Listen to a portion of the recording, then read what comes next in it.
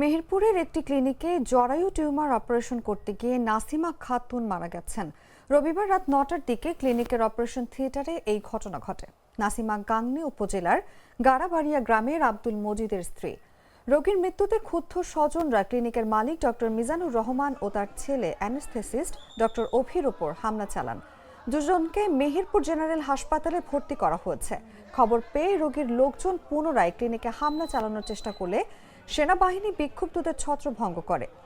নাজমুল হুদা মৃতের ছেলে জানান, অপারেশন চলাকালীন তার মা যন্ত্রণায় চিৎকার করলেও থিয়েটার থেকে মুক্তি পাননি। পরে তাকে মৃত ঘোষণা করা হয়। মেহেরপুর অতিরিক্ত পুলিশ সুপার মেহেদী হাসান দীপু বলেন, মরদেহ উদ্ধার করা হয়েছে এবং চিকিৎসকরা মৃত্যুর কারণ পরীক্ষা করবেন। চিকিৎসার অবহেলা ধরা পড়লে আইনগত ব্যবস্থা নেওয়া হবে। বাংলাদেশ মেডিকেল অ্যাসোসিয়েশন জেলা সভাপতি ডক্টর আব্দুল সালাম চিকিৎসকদের উপর হামলা ও ক্লিনিক ভাঙচুরকে তীব্র নিন্দা জানিয়েছেন।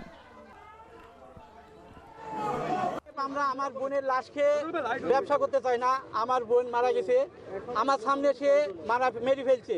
এ ব্যাপারে আমরা চাই যে অন্যভাবে সে নাক কান গলার ডাক্তার, সে অন্য কিভাবে রোগী চিকিৎসা করে, তার ছেলে ডাক্তার না। আমার তাজা বোন, আমার দারোয়ান বোন, আমার মজুন আমার সঙ্গে কথা হলো।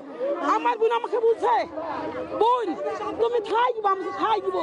আমরা থাকার নাই কিন্তু আমি 3 বোন থাকবো। 3 বোন থাকবো। আমার বোন গেল, বোনের সাথে দোয়া করলো, বোনের মাথায় হাত দিলাম, বোন তুমি যাও, আমি বসে আছি। বর্তমানে আমি এখন এখানে আছি। আমরা তো পেশেন্টের ডেথে সংবাদ শুনে আমরা এখানে এসেছি।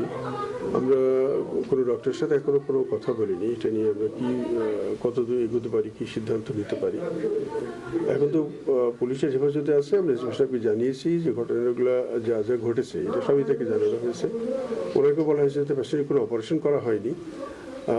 এমন অবস্থায় পেশেন্টকে উঠিতে তোলার সাথে সাথেই একটা প্যানিক কনভার্সন হয়, তারপরে এটাকে আর সেভ করানো যায়নি। এটা হলো এক্সিস্টিং ডক্টরের